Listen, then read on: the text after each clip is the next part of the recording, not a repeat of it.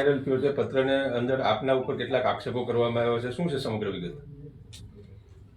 પત્ર વાયરલ થયો જેલમાંથી મૂળ ભગા જાદવ એસએફએમ દ્વારા જે રેડ કરવામાં આવી હતી એ દારૂના ગુનાની અંદર જુનાગઢ જેલની અંદર હતો. ત્યારબાદ ગુસ્તીકોટ કરવામાં આવી અને ગુસ્તીકોટનો એ તોમતદાર તરીકેનું નામ પણ છે. ગુસ્તીકોટમાં તેને ધરપકડ કરી અને ગુનાના કામમાં તેને તપાસના કામને ગુના લઈ આવેલા. ત્યારબાદ 22/8/2025 ભગા જાદવે ચાલુ રિમાન્ડમાં હોવા છતાં પણ એક પોલીસ કોન્સ્ટેબલના ફોનમાંથી મને તેણે વાત કરી. મને ફોન આવ્યો મારા નંબર ઉપર અને મને જેલની અંદર જેલરવાળા કઈ સિસ્ટમથી જેલ ચલાવે છે રસિક ઝીણા વિશે પણ મને માહિતગાર કરી. રસિક ઝીણા આખી આ જેલ ચલાવે છે એવું ભગા જાદવે તેમના ફોનમાંથી મને પોલીસ કોન્સ્ટેબલના ફોનમાંથી મને જાણ કરી અને આખા જેલર વિશે આખી જેલ કયા સિસ્ટમ ચાલે છે એ સિસ્ટમને મને વાત કરી. ત્યારબાદ ભગા જાદવે જે મને જે વાત કરી જેલના સિસ્ટમની એ સિસ્ટમના આધારે ભગા જાદવની વિરુદ્ધમાં મેં ગુજરાત સરકારમાં ગૃહમંત્રીને આખી જેલર વિશે અને ભગા વિશે અને મને ફોન આવ્યો એ બાબતમાં મેં આખી સરકારમાં જાણકારી આપી. ત્યારબાદ રાવ સાહેબ છે જેલ સુપ્રિન્ટેન્ડન્ટ છે, સુપ્રિન્ટેન્ડન્ટ જેલરને પણ હું રૂબરૂ મળ્યો હતો કે ભગા ઓકા જાદવનો આ તારીખે મને આ નંબરમાંથી મને ફોન આવેલો અને આ પ્રકારના જેલરવાળા વિશે મને વાત કરી છે. સાહેબે પણ ગંભીરતા લીધી.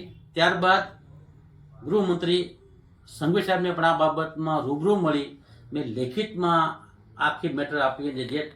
જે ચર્ચાઓ થઈ એની ઓડિયો ક્લિપ પણ મેં સાહેબને રૂબરૂ આપી. રાવ સાહેબને પણ એની ઓડિયો ક્લિપ મેં આપી કે ભગા ઉકાભાઈ જાદવ આ પ્રકારને મારી સાથે આ નંબર ઉપરથી આ નંબરમાં મને ફોન આવેલો આ પ્રકાર મને વાત કરી. આટલી સિસ્ટમ થયા બાદ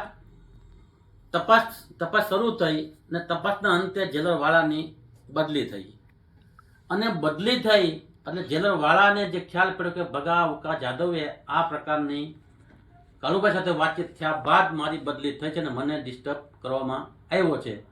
ત્યારબાદ કોઈ કારણોસર ભગા ઉકા જાદવને અને જેલરવાળાની વચ્ચે ક્યાંય જેલની અંદર ક્યાંક કોઈ અનગતિ બનાવ બન્યો હોય અને મેં કરેલી વાત કદાચ ભગા જાદવને ન ગમી હોય એના વિશે મારી વિશે આક્ષેપ કરવામાં આવ્યો છે.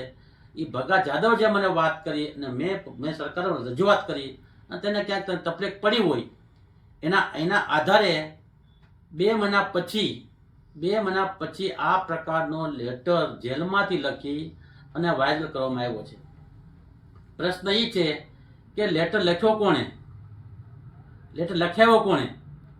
મારો ખુલ્લો આક્ષેપ છે કે એક પોલિટિક દ્રષ્ટિએ એક ખુલ્લો આક્ષેપ કરવામાં આવ્યો છે. કોઈને ઈશારા પત્ર લખવામાં આવ્યો છે અને કોઈને ઈશારા પત્ર વાયરલ કરવામાં આવ્યો છે. આખું ઓડિયો ક્લિપ ભગા જાદવ મારી પાસે જે વાત કરી છે એ 11 થી 12 મિનિટનું એક પોલીસ કોન્સ્ટેબલના ફોનમાંથી ચાલુ રિમાન્ડ દરમિયાન ગુસ્તીકોટનો આરોપી એક ધારાસભ્ય તરીકે મારા ફોનમાંથી મને વાત કરતો હોય તો ક્યાંક ને ક્યાંક શંકાની ભૂમિકામાં પણ આવે છે. પણ આ મુજબને આખું 11 મિનિટનું રેકોર્ડિંગ પણ મારી પાસે છે. ભગા જાદવ જે મારી સાથે વાત કરી ત્યારબાદ રાવ સાહેબને મેં લેખિતમાં ફરિયાદ આપી, રૂબરૂ આખી વાત કરી. ત્યાર પછી જેલરવાળાએ 2 દી પછી મને રાતના 11 વાગે મને મારા ફોનમાં જેલરવાળાનો મને ફોન આવેલો તેનું પણ રેકોર્ડિંગ મારી પાસે છે. જેલરવાળાએ જે એક ધારાસભ્ય તરીકે મારી ભેગી વાત ન કરી એના 25 થી 30 મુદ્દાઓની જે ચર્ચા મારી સાથે કરી છે એ જેલરવાળાનું પણ રેકોર્ડિંગ મારી પાસે છે. એ પણ ગૃહમાં આપ્યું છે ને ગૃહમાં આપ્યા પછી એની પણ તપાસ ચાલુ છે, જેલરવાળાની પણ તપાસ ચાલુ છે. એટલે આ તમામ મુદ્દાઓ જોતા ભગા જાદવ એક બુટલેગર છે. તેની ઉપર ગુસ્તીકોટનો તોમતદાર હાલ જેલમાં છે અને તેની પાસે 15 થી 20 ગુનાઓ નોંધાયેલા છે. પૈસાની વાત કરે કે ભાગીદારની વાત કરતા આજે કેટલા ગુના થયા? આજે તો 5 વર્ષ ધંધો કરે છે. 5 વર્ષથી ધંધો કરતા 5 વર્ષમાં 20-25 ગુનાઓ એની પાસે પ્રોહિબિશનના ગુનાઓ હોય અને આજે આ રેકોર્ડિંગ એનો રેકોર્ડિંગ મને કર્યા પછી સરકાર મેં રજૂઆત કર્યા પછી 5 વર્ષ સુધી આ ગામનો વતની તાલુકાનો વતની એ મને ઓળખે સાથે ઓળખે છે તાલુકા ધારાસભ્ય તરીકે હું હોય તો આજે જે આક્ષેપ કરવામાં જેલમાં રહીને આક્ષેપ કરવામાં આવ્યો છે એટલે ક્યાંક ને ક્યાંક જેલની અંદરથી પણ ક્યાંક એવા ગુનેગારો જેલની અંદર છે કે એના ઈશારે કદાચ આવું કરવામાં આવ્યું હોય અને મને એવું લાગે છે અને આ એક પૂર્વ પ્લાનિંગથી અમને બદનામ કરવા માટેનું મને પૂર્વ પ્લાનિંગ થયું હોય પોલીસની દ્રષ્ટિએ મને એવું લાગે છે. બાકી બીજું કે અમે ક્યારેય કોઈ આ બાબતે બુટલેગરોને ભલામણ કરતા નથી. બુટલેગરોનો સફાયો થઈ ગયો છે. બુટલેગરોનો બે વખત ગુસ્સીકોટ થઈ 30-35 ગુનેગારો ઉપર આ તાલુકાના ગુસ્સીકોટ થઈ. ક્યાં પોલીસ લોકો ગયા હતા? આ તમામ ગુનેગારોનો જમીન દોષ કરવાનું કામ તો અમે કર્યું છે. આ શહેરમાં શાંતિ સલામતી રહી એટલા માટે એના ગુસ્સીકોટ જેવા પગલાં પણ લેવાના છે અને સરકારે લીધા છે કાયદો વ્યવસ્થાને પ્રત્યે ધ્યાનમાં રાખીને. એટલે ક્યાંક ને ક્યાંક એના ભાગરૂપે ભગા જાદુને ક્યાંક કોઈકને કહેવામાં આવી અને આના પત્ર લખ્યો હોય. બાકી આ બાબતમાં જે આક્ષેપ ચિઠ્ઠી દ્વારા જે આક્ષેપ કરવામાં આવ્યો છે એ સંપૂર્ણપણે વાહિયાત અને ખોટો છે. આ બાબતમાં આપણે આજે પણ જાણતા નથી, કાલે પણ જાણતા નથી અને આ ચિઠ્ઠી બાબતમાં મેં ચિઠ્ઠીનો જે વાયદો થયું છે એની ઇન્કવાયરી કરવા માટે મેં ગૃહમાં રજૂઆત કરવા પણ જવાના છે અને આ બાબતની તપાસ પણ હું કરાવીશ.